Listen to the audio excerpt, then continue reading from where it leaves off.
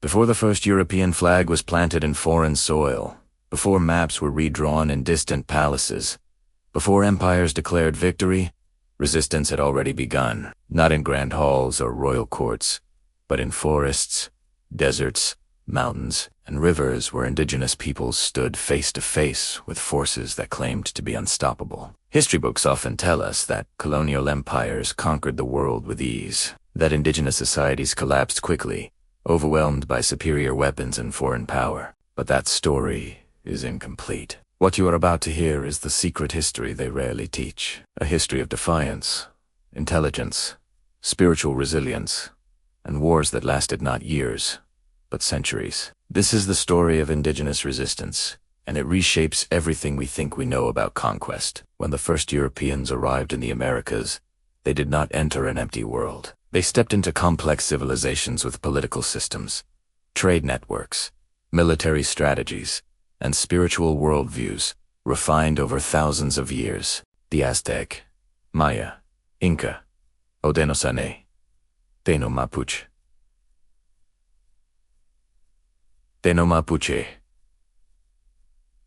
and countless others did not.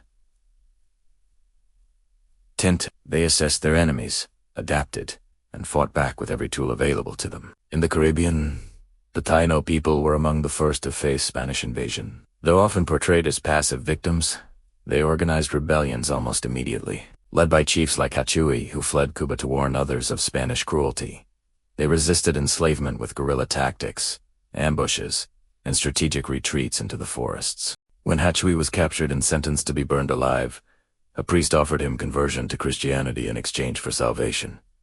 Hachuy asked a simple question: were Spaniards in heaven? When told yes, he refused baptism, choosing death over sharing eternity with his oppressors. His execution did not end resistance. It ignited Italiano. On the mainland, indigenous resistance took on even larger forms. The Aztec Empire did not fall because it was weak, but because it faced a coalition of enemies united temporarily by Spanish manipulation. Even then, the siege of Tenochtitlan was brutal and prolonged. When the city fell, resistance did not end. It transformed. Indigenous fighters melted into the countryside, attacking supply lines, assassinating collaborators, and refusing to accept Spanish rule. Similar patterns unfolded across Central and South America. In the Andes, the Inca resistance lasted decades after the capture of Atahualpa. Manco Inca retreated into the mountains and established a Neo-Inca state at Vilcabamba. From there, indigenous armies waged an organized war against Spanish forces, using terrain, intelligence networks, and traditional military discipline. This resistance survived for nearly 40 years, longer than many European wars of the same era. When Vilcabamba finally fell, it did not represent surrender. It represented survival under occupation. In North America, resistance took different forms, depending on the region. The Haudenosaunee Confederacy, also known as the Iroquois League,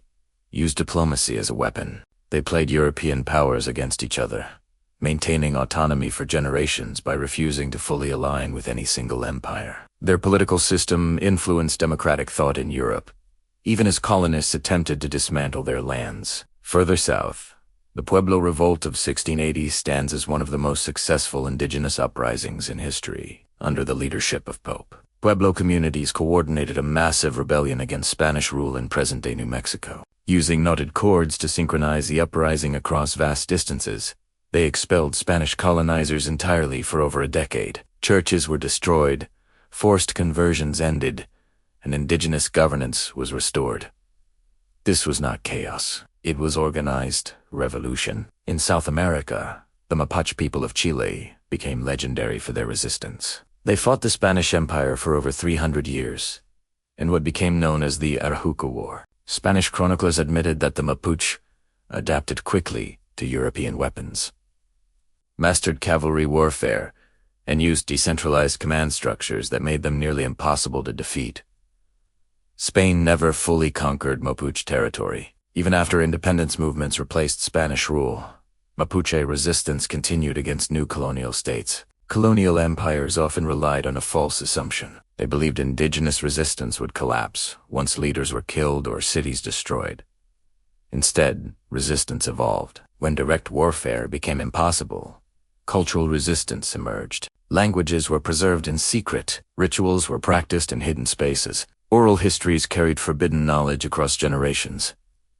Identity itself became a battleground. In Africa, indigenous resistance was equally fierce and deeply strategic. European colonization of Africa in the 19th century was not a peaceful partition.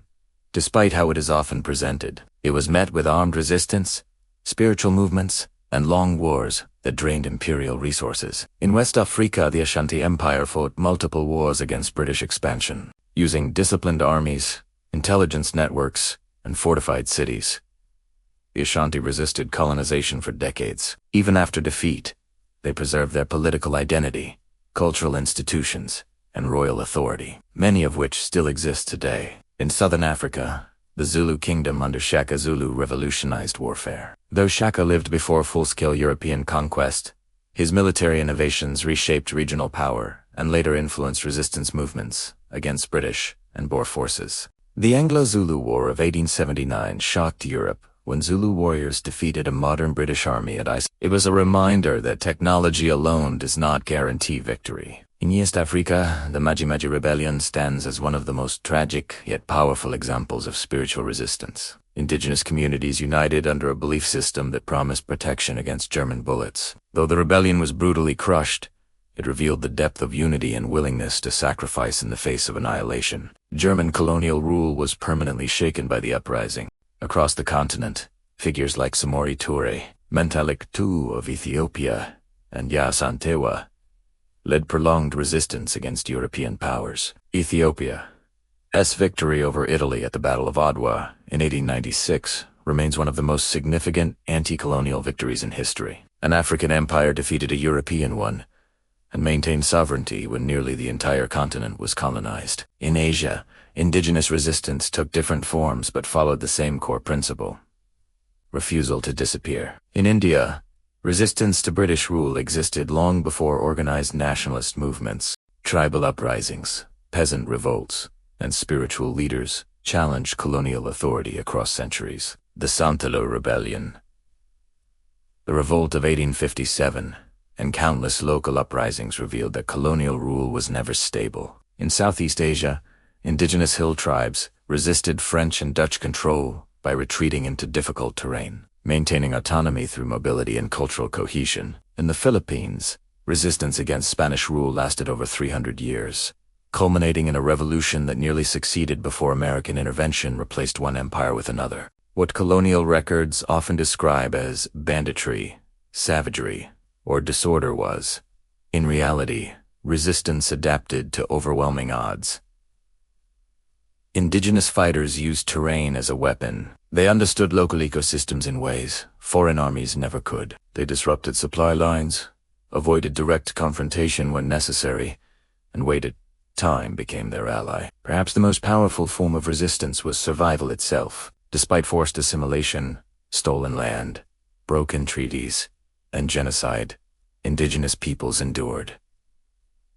Their languages survived. Their identities remained intact. Their histories were passed down even when written records were destroyed or erased. In the 20th century, indigenous resistance did not vanish. It transformed into political movements, legal battles, cultural revivals, and armed struggles for sovereignty. From the MOMO uprising in Kenya to Native American activism in the United States. From Aboriginal land rights movements in Australia to indigenous revolutions in Latin America, the fight continued. What unites all these stories across continents and centuries is a single truth. Colonial empires were never uncontested. They were challenged at every step, resisted by people who refused to accept the erasure of their worlds. The narrative of inevitable conquest exists because empires wrote history, but beneath that surface lies another story, one of courage, intelligence, and unbreakable spirit. Indigenous resistance was not a footnote. It was a global phenomenon that shaped empires, altered borders, and continues to influence the modern world. Every language still spoken, every ceremony still practiced, every land claim still pursued is evidence that conquest was never complete. The secret history of indigenous resistance is not about the past alone. It is about understanding power, survival, and the human refusal to surrender identity. These stories matter because they remind us that dominance is never absolute, and resistance, even when crushed, leaves echoes that reshape the future. If this documentary opened your eyes to a history rarely told, make sure to like this video, support the royal era, and help us continue uncovering the stories history tried to bury. Your support allows these voices, on silenced, to be heard again.